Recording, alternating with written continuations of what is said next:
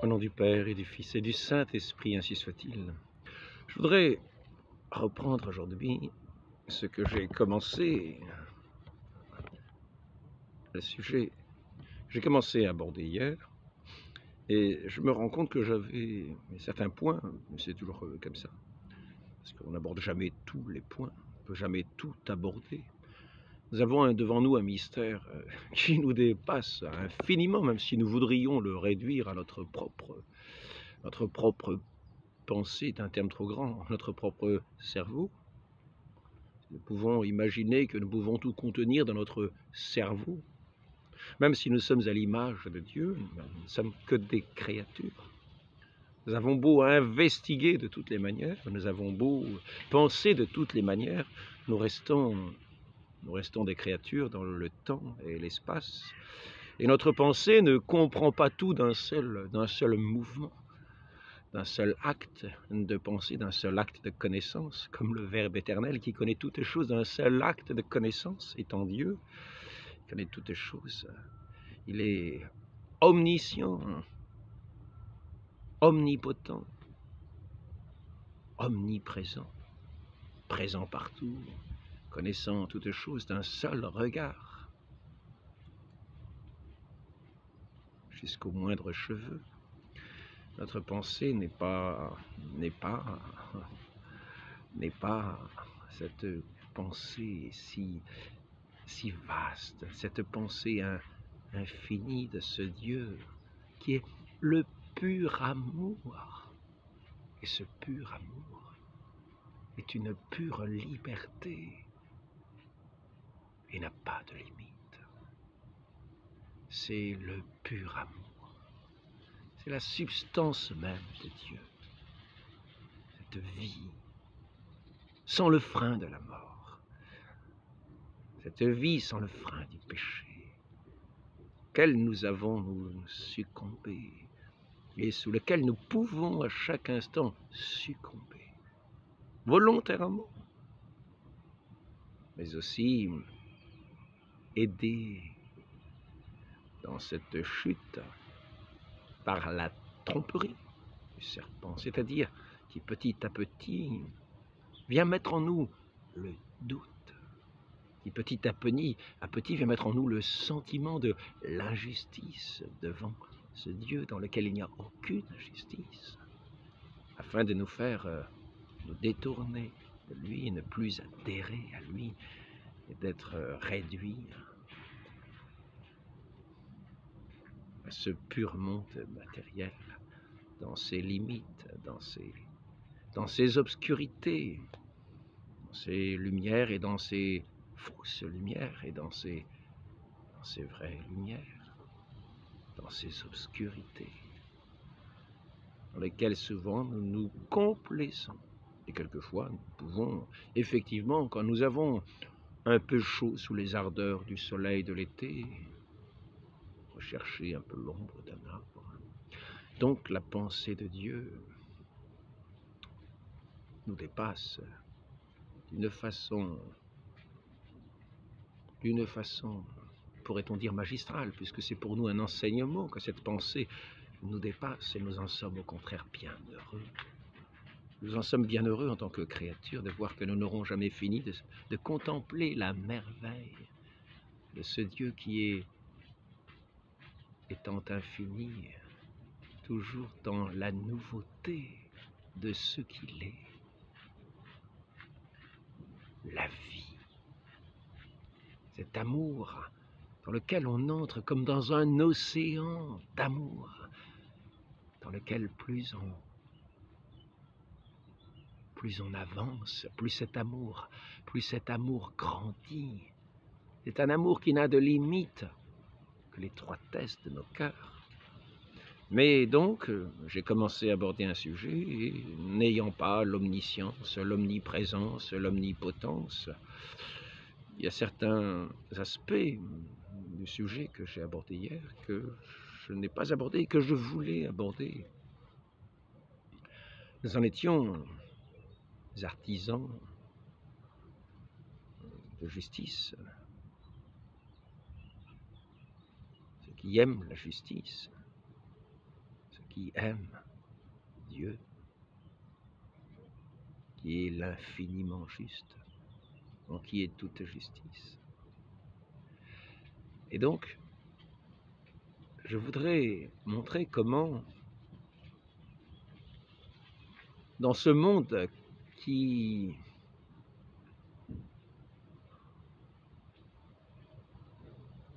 dans ses manœuvres, veut nous asservir.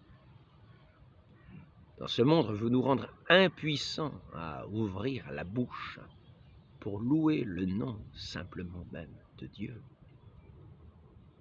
Nous rendre impuissants, non pas omnipotents comme notre Dieu lui-même l'est, nous rendre impuissants à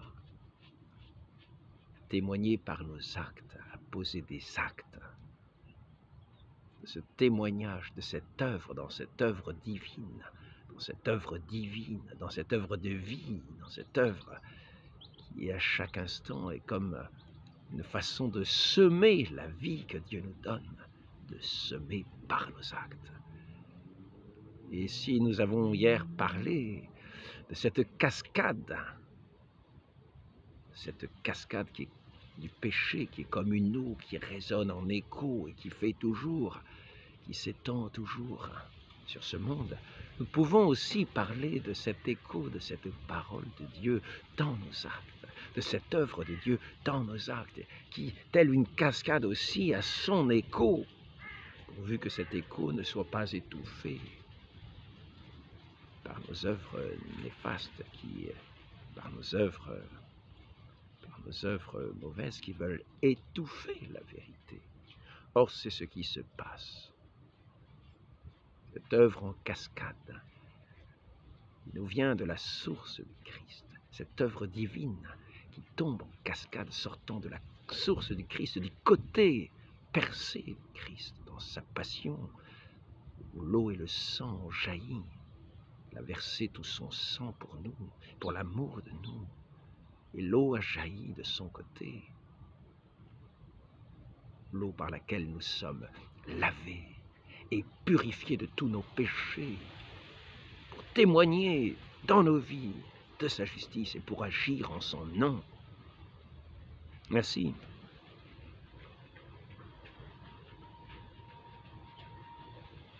Et nous disions que cette œuvre, ce rejet de Dieu, qui avait son origine dans ce péché originel, tendait ses conséquences comme une eau en cascade sur des rochers qui descendent, qui nous entraînent et qui répandent leur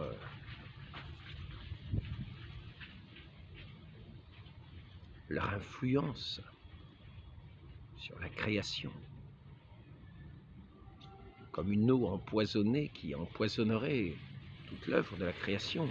Et de la même manière, cette eau pure, sortie du côté du Christ, dans laquelle nous sommes baptisés, dans laquelle nous sommes purifiés, dans laquelle nous sommes vivifiés, et cette eau salutaire qui vient ôter tous ces effets de cette eau empoisonnée du péché, pourvu que nous adhérions cette foi dans notre Sauveur, notre Seigneur, Jésus, le Christ de Dieu, le oint de Dieu, non pas un oint parmi les autres, mais celui qui est oint de Dieu, loin de Dieu, non pas loin, éloigné, mais celui qui a l'onction de Dieu, le Christ.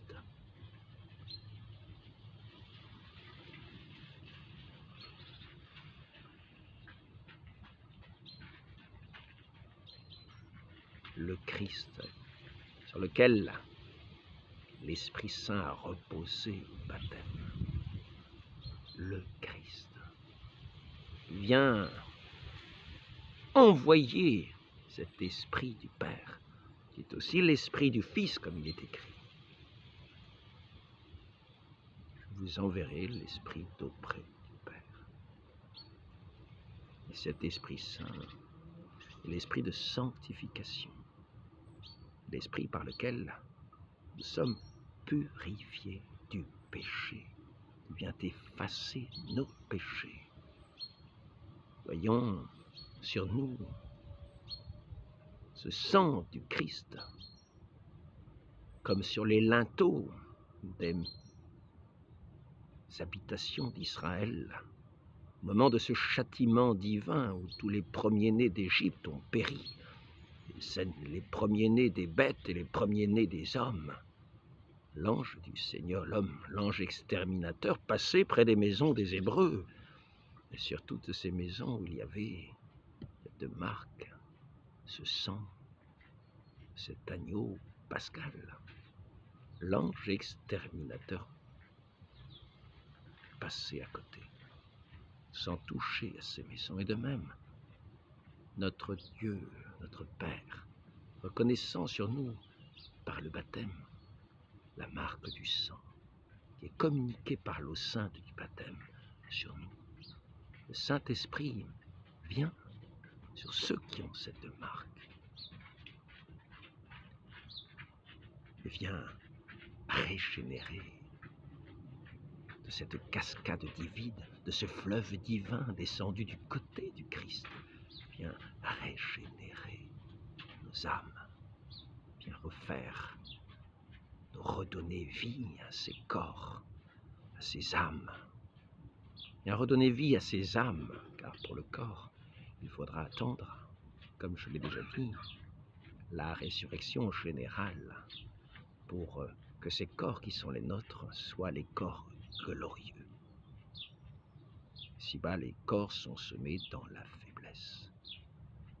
Et il faudra attendre la résurrection générale pour être refaits dans nos corps glorieux, qui étant des corps vivants de l'amour pur de Dieu, sans l'obstacle du péché, seront des corps qui se déplaceront avec la liberté des enfants de Dieu, sans obstacle matériel, à la vitesse de la pensée, à la vitesse de l'amour. En attendant, pour en revenir à ce que je disais,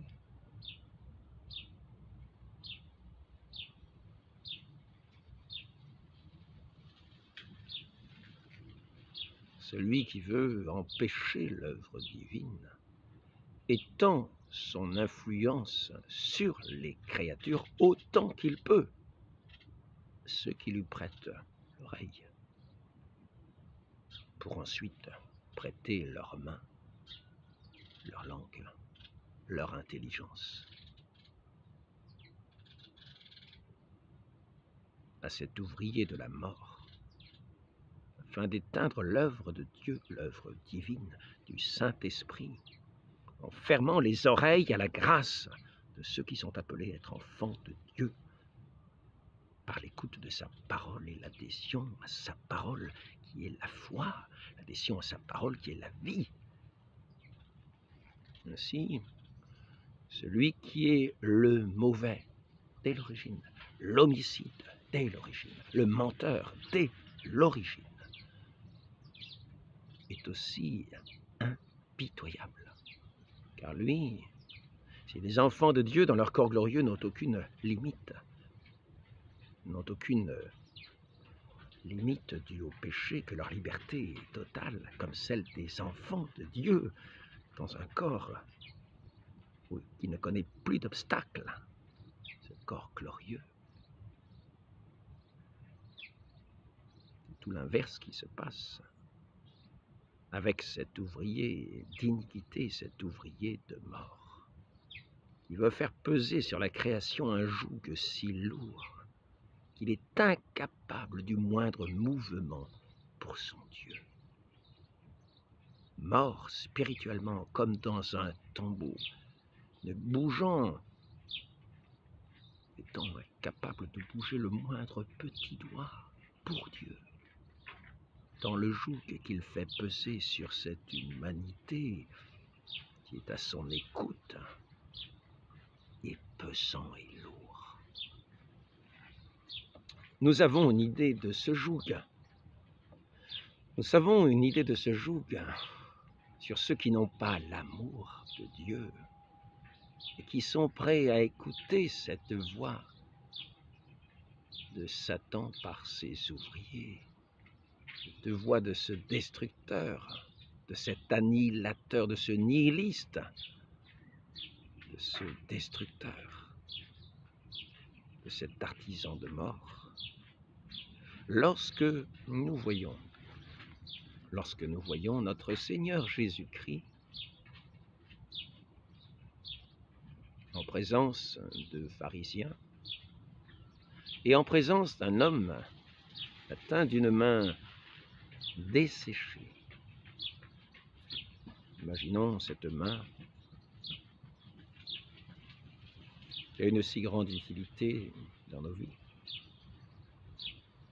Il nous permet d'agir de tant de manières. Imaginez cette main desséchée, ne pouvant plus bouger, ne pouvant plus servir. Servir à quoi? Servir à l'œuvre divine. Cette main desséchée était rendue incapable d'agir aux œuvres de Dieu. Or, le Christ, devant cette assemblée de pharisiens,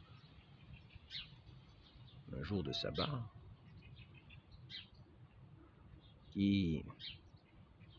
cette assemblée de pharisiens qui fait peser ce joug de mort, qui veut empêcher notre Seigneur d'agir pour rétablir cette main de cet homme, cette main desséchée, cette main inactive pour son Dieu, cette main qui handicape cet homme dans cette œuvre de Dieu. Ainsi que cette assemblée établie en dignité devant les hommes, comme représentant de Dieu, se met en obstacle du Christ de Dieu, de celui qui est venu rétablir toute justice, qui est venu rétablir son œuvre abîmée par le péché. Or, ceux qui semblent être les gardiens de la loi se montrent ici les gardiens de la puissance de Satan, les gardiens du joug de Satan sur notre pauvre humanité, à travers cet homme à la main desséchée. Notre Seigneur s'adresse à cette assemblée de pharisiens, car son amour fait fi de ces dignités fausses qui prétendent être de Dieu et qui agissent en fait contre Dieu. Est-il permis un jour de sabbat de faire le bien ou de faire le mal? Est-il permis un jour de sabbat de guérir cette main desséchée qui ne peut plus faire aucune œuvre pour son Dieu? Ainsi, l'amour de notre Seigneur, le sentiment de justice de notre Seigneur, l'amour de la vérité, de la justice, fait se lever le Christ, fait se lever cet homme devant cette assemblée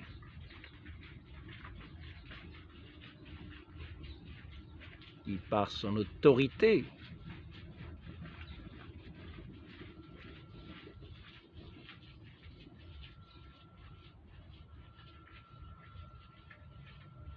voulait faire ployer le Christ sous son joug. L'amour du Christ le fait parler contre cette pression, contre ce joug de Satan, contre cette manipulation de Satan qu'il établit quasiment en institution s'étant détourné de son Dieu, n'ayant l'apparence de serviteur de Dieu. Le Christ, qui est la vérité, ne se fait pas leur complice et ne ploie pas sous leur joug, ne ploie pas sous la pression de ces autorités qui ont effectivement autorité sur tous ceux qui les écoutent, sur tous ceux qui les écoutent et qui sont donc commandés par eux à la nation juive.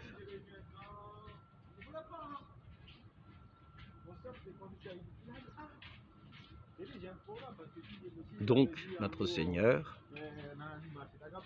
dit à cet homme, étends ta main devant l'assemblée.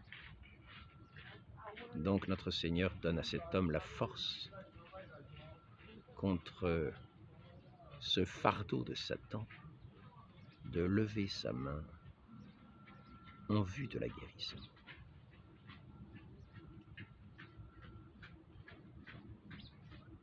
Et cet homme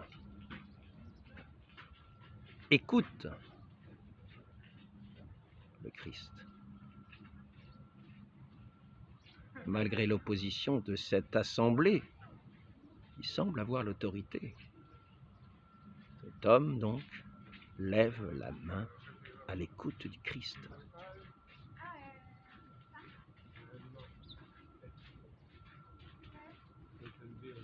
Et c'est ici que notre Seigneur peut agir. C'est-à-dire que cet homme ayant écouté son Dieu, la parole de Dieu devient effective en lui et sa main est rendue à sa liberté. Sa main redevient saine, de sèche, de desséchée qu'elle était. Elle retrouve sa vigueur, elle retrouve son action. Non seulement la main et la bouche de cet homme va pouvoir rendre gloire à son Dieu devant cette œuvre magnifique qui va condamner l'assemblée, qui condamnait le Christ. Car qui fait les œuvres de Dieu, sinon ceux qui sont de Dieu? Qui parle avec l'autorité de Dieu, sinon ceux qui sont de l'autorité, qui ont cette autorité véritable de Dieu? D'où tenez-vous cette autorité? Les pharisiens posent cette question à notre Seigneur lorsqu'il a chassé les marchands du temple. Qui vous a donné cette autorité? Ils ne connaissent pas d'où vient notre Seigneur. Ils sont dans cette ignorance. Ils ne reconnaissent pas en lui l'œuvre de Dieu. Ils sont vraiment, pourrait-on dire, aveugles à l'œuvre divine. Car eux-mêmes ploient sous le joug de l'ennemi de Dieu, de la création, de l'ennemi de la création, de l'ennemi de la vie, l'ennemi de l'amour. Ils ploient sous son joug. Et pour leur malheur, devant ce miracle de cette main qui retrouve sa vie, ils sont incapables, ployant sous ce joug, enfermés dans leur aveuglement, de voir l'œuvre de Dieu et de prêter l'oreille à la parole du Christ qui les aurait sauvés. Peut-être certains parmi eux se sont posé la question, mais se remettent-ils en question? Mais l'assemblée instituée, l'assemblée constituée en autorité, qui a l'apparence d'être l'assemblée de Dieu, de ces pharisiens, de ces gardiens de la loi, mais surtout de ces gardiens du joug de Satan, cette assemblée fait que chaque membre de cette assemblée est un fardeau les uns pour les autres. Et celui qui relèverait la tête ploie sous le joug serait remarqué par les autres et dénoncé par les autres comme sortant du rang. Et c'est ainsi que le joug de Satan pèse sur ce monde, dans des sociétés écrasées sous le poids du péché, comme une fleur, comme un champ de fleurs, d'herbes vertes, serait écrasé sous le poids de toute une masse de béton. Et ainsi, c'est ainsi que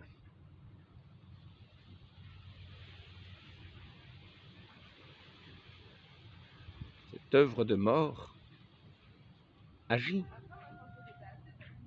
Chacun devient le tortionnaire des autres, où chacun devient le surveillant des autres, et où tous les autres ensemble écrasent de leur poids celui qui voudrait regarder la vraie lumière, la contempler, respirer l'air de la vérité de cet homme unique, le Christ, venu dans ce monde, étant lui-même la lumière du monde pour éclairer ceux qui sont dans les ténèbres et les sortir de ce joug du péché, de ce pouvoir de Satan, de ce pouvoir de la mort.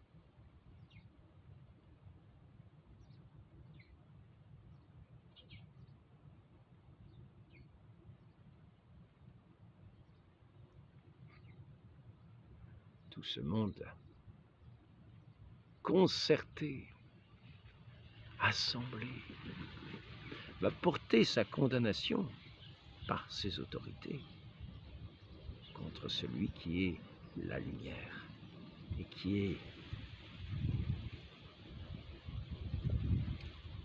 la lumière de la justice véritable, l'artisan de la justice, et qui s'est dressé dans ce monde d'iniquité afin d'être le témoin de l'œuvre de justice de son Dieu. Et comme tous les prophètes, lui-même a été persécuté, lui-même a été anéanti, cloué sur une croix, rendu comme impuissant par ce monde qui veut rendre impuissant toute œuvre de Dieu.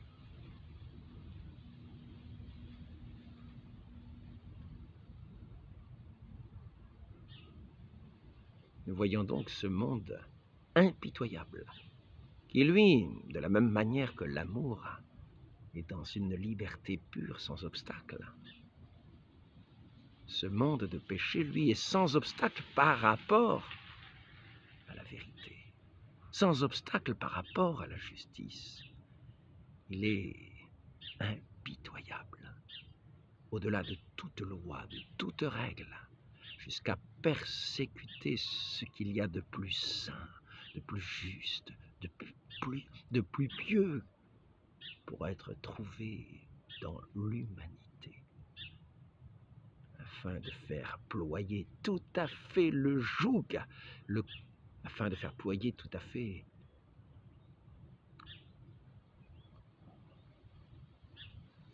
tous ceux qui pourraient se dresser et témoigner de cet amour véritable de leur Dieu. Et ce monde impitoyable travaille avec acharnement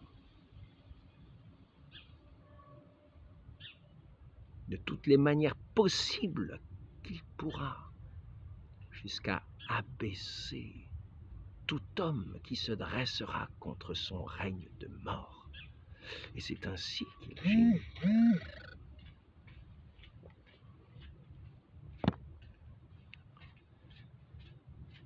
Et c'est ainsi que l'artisan, l'ouvrier de justice, de la justice divine, doit se dresser contre ce monde,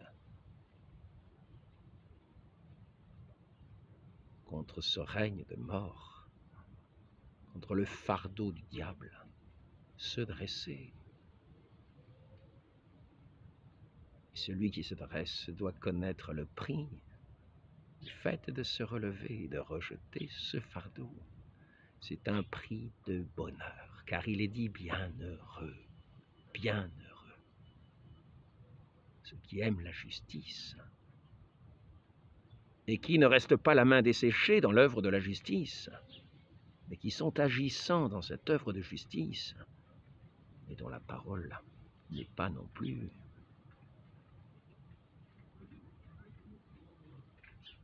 tenue muette. La parole est aussi agissante pour parler aux intelligences et aux cœurs et aux oreilles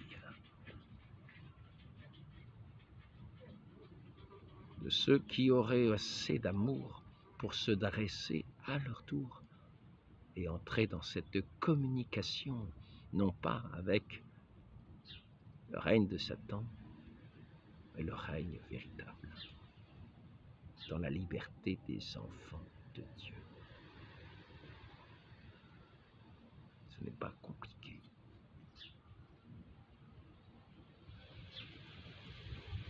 Ne craignez pas ce qui tue les corps. Craignez plutôt ceux qui, avec le corps, peuvent tuer l'âme. Heureux les artisans de justice, heureux ceux qui savent se dresser, heureux ceux qui savent rendre leurs mains par la grâce divine agissante dans l'œuvre de leur Dieu. Heureux ceux qui savent se dresser dans ce monde d'injustice pour demeurer dans l'amour, dans la vérité, dans la paix véritable, dans la joie. Cette joie qui est une contradiction à l'esprit du monde, qui doit demeurer dans l'inquiétude, dans la peur. Comme nous le voyons aujourd'hui, le monde règne par la peur. Et c'est le principe même des révolutions. Conduire les gens, conduire ceux qui sont appelés à être enfants de Dieu dans la liberté des enfants de Dieu, les conduire par la peur, la crainte, non pas la crainte sainte.